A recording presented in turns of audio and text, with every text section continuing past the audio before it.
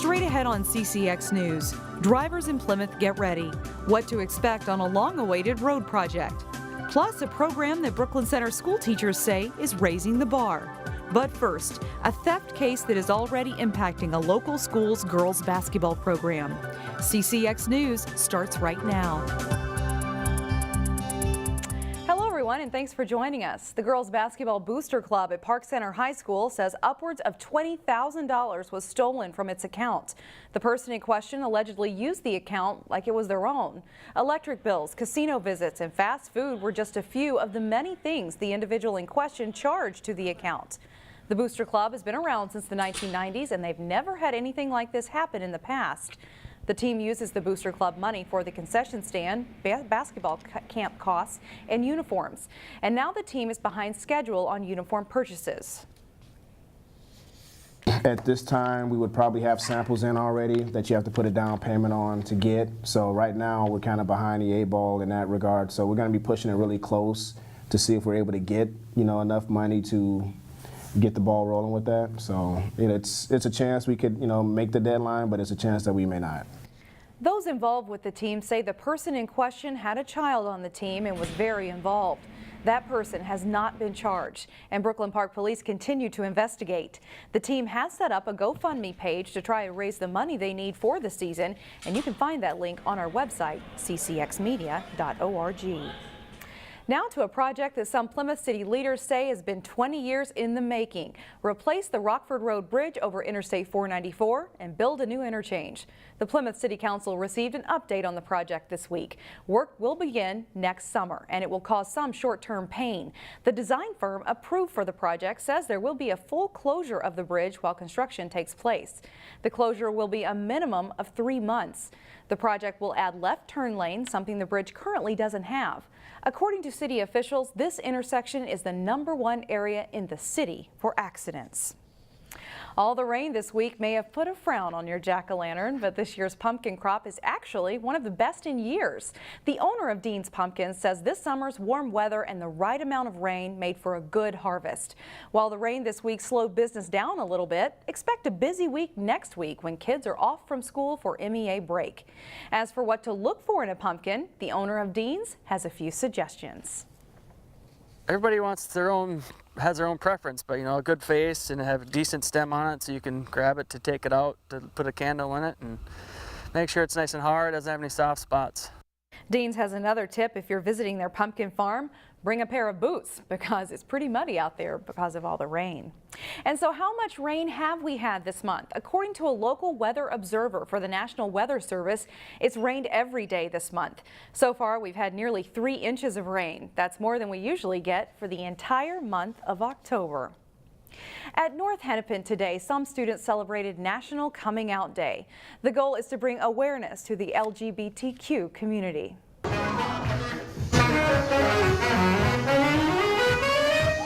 A drag show was held at the campus center. Students and faculty cheered as drag kings and queens entertained the crowd by dancing and lip-syncing to their favorite songs.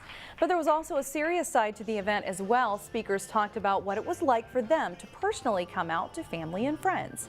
They say it takes a lot of bravery to show the world who you really are.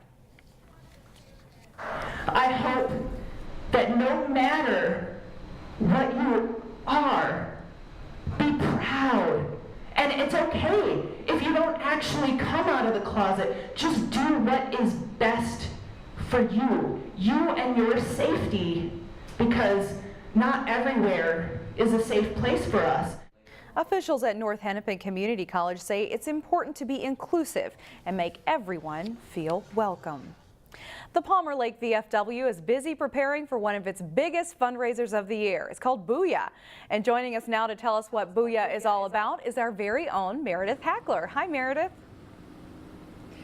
Yeah, Shannon, you know what? I've never been to one of these before, but check this out. This is just one of the 4 big, huge pots that they're going to be cooking this in. I mean, I could literally sit in this. That's how big it is. I think he told me it's something like 50 gallons. I probably got that wrong, and then under here is where they put all of the the firewood and all that. So it's kind of like a down-home tradition. And here to talk with me a little bit about it is Dave Thompson. And Dave, you've been doing this for a really long time, right? I have. So talk about what a BOOYA is. And people call you Dave BOOYA. I mean, it's even on his hat up here, so. Well, it's kind of a real thick stew. It kind of originated in Yugoslavia, Czechoslovakia, Poland area, and then kind of spread around Europe. It's a nice afternoon event for families and things like that. The fire departments over in the St. Paul side and a lot of the VFWs and Legions do this as a fundraiser. And you guys are doing this for a really good cause, right? Talk about that a little bit. All our proceeds go to families that are in crisis, mainly military families, and there are ways to confirm if they're real or not, the problems they have, and we feel real happy to do that. Everything that we have here is all donated, all the labor, all the ingredients, all the people inside right now that are chopping vegetables and things, and so we do this kind of from the bottom of our heart. And it's about $5 for the event, right, to come in and eat, and then how much is a gallon of it? If you want a gallon, it's $24. And we have containers here. We have many different types of container sizes and everything, and we sell. And we'd love to have you come. All right, well, it's this Saturday. It starts at noon, and you can get the soup until it's gone. So come on out here to the VFW. Shannon, back to you. All right, looks good. Thanks, Meredith. Still ahead, how Brooklyn Center High School is raising the bar. That story is next in School Spotlight. Plus, the Maple Grove girls soccer team aims for a return visit to the state tournament. But first, a frigid Friday. We're running about 10 degrees below average. This week's School Spotlight is shining on Brooklyn Center High School. And as Eric Nelson reports, a new program there is off to a good start. I've seen results this year as it being year one of BAR for sure. At Brooklyn Center High, they are raising the bar, literally. BAR is an acronym that stands for Building Assets and Reducing Risk, and is designed to help ninth graders make the pivotal transition to high school. We identify students who are maybe not living up to the potential that they could be.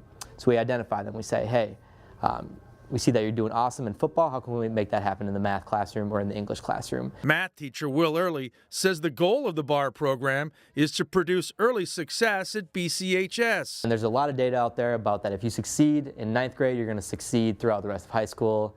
And unfortunately, it goes the other way. If you struggle through ninth grade, you're likely going to struggle through the rest of high school. Some students, like Jakai Love, say Mr. Early has a knack for connecting with his classroom. He just seems like he's cool, he's chill, and I can relate to him and stuff. And if you looked at my past grades, my other math teachers, I couldn't really relate to them. We kind of recognize as a BAR team that Jakai can be one of our leaders. And so I've pulled him aside and said, Jakai, yeah, you're awesome, man. I want more students to be like you. Jakai wants to someday run a business, and what he is learning in Early's class will help build his academic foundation for the future. If he knows that we don't get it, he comes up to us, asks, and explains it to us step by step.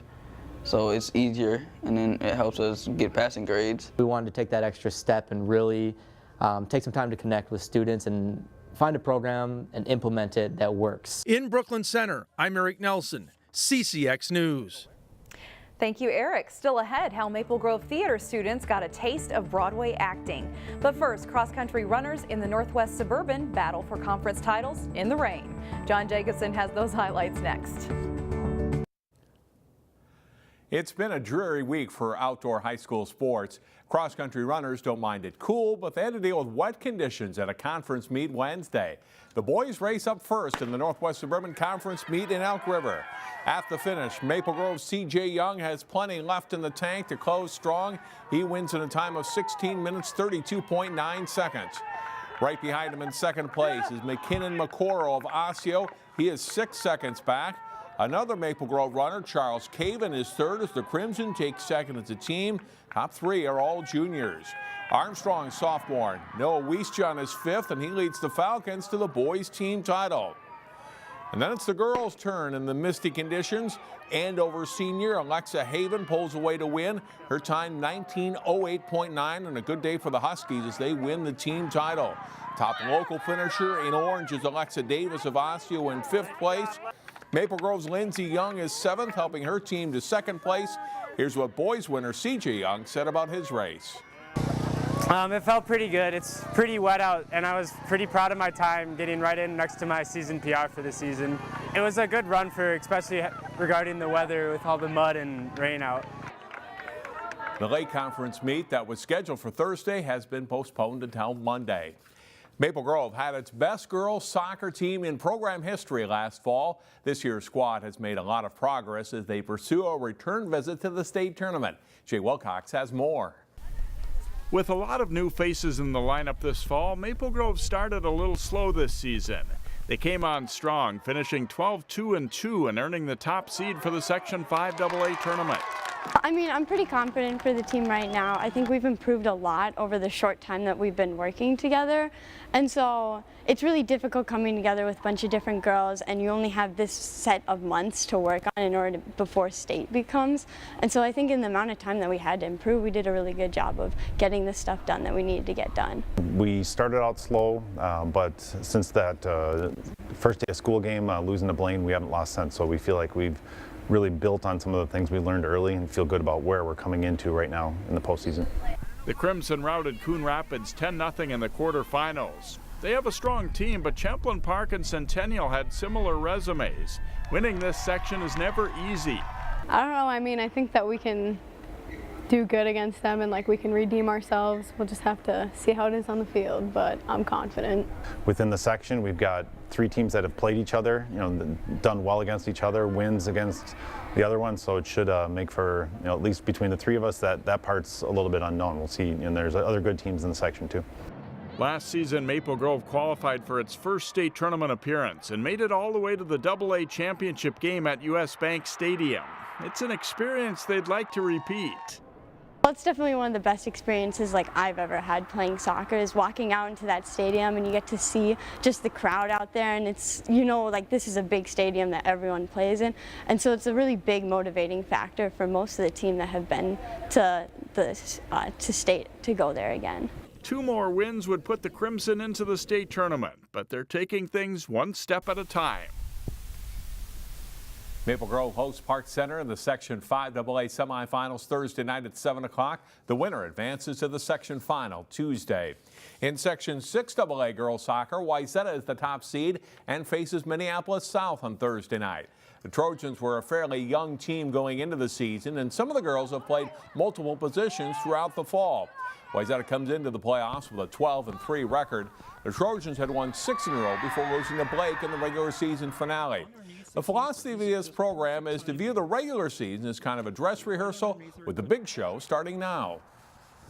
We've certainly improved, and we've definitely been heading the right direction. We've seen some good improvement down the stretch. We've had some big games. We come from behind, win against Eden Prairie, and then we knocked off Edina, Minnetonka. So I think we're starting to play some good soccer. I think we've had a couple slip-ups throughout the regular season, but I think that's really gotten us ready. This is the real deal. We know that our strengths and weaknesses, and no team is going to be easy. So, and I think our Blake game, we obviously didn't win, so that was sad for us, but that made us realize no matter what team we play, we need to come in with the same mindset, and we need to find the motivation within ourselves.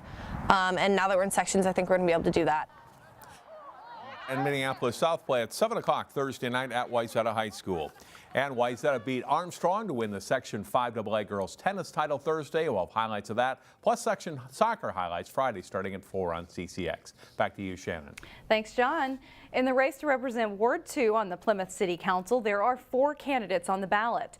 Today in Local Vote 2018, we hear from 2 of them, Melanie REITZ and Nick ROEHL. Hi, I am Melanie REITZ, City Council candidate in Ward 2. I've lived in Plymouth for 9 years and am proud to call this great city my home. By running for this position, I want to put my strong work ethic, dedication, and passion to good use in serving the community. Your opinions and feedback are important and meant to be heard. Let me be the person to bring them to our city leaders. We live in a wonderful city with thriving businesses, highly rated schools, beautiful parks, and dedicated firefighters and police officers who keep our families and properties safe. I want to work with the City Council and Mayor to ensure this continues. Please give me the honor of representing you and vote for me on Tuesday, November 6th. Thank you. Hi, I'm Nick ROEHL, and I'm running to represent Ward 2 on the Plymouth City Council. I'm a 17-year resident of Plymouth and have a long and storied family history in the city, going back over 100 years. Plymouth is among the best places to live, work, and play, and I'd like to keep it that way. I'd work for my neighbors in the southwest corner of Plymouth and what's important to them: crime prevention, fire protection, streets, snow, and ice, topping the list. I would be an asset to the city and council with my background in the highly skilled trades and business. I'm asking for the opportunity to serve you. Let's keep Plymouth on track. Please vote Nick ROEHL for City Council. Up next, a Maple Grove High School theater production gets a Broadway boost.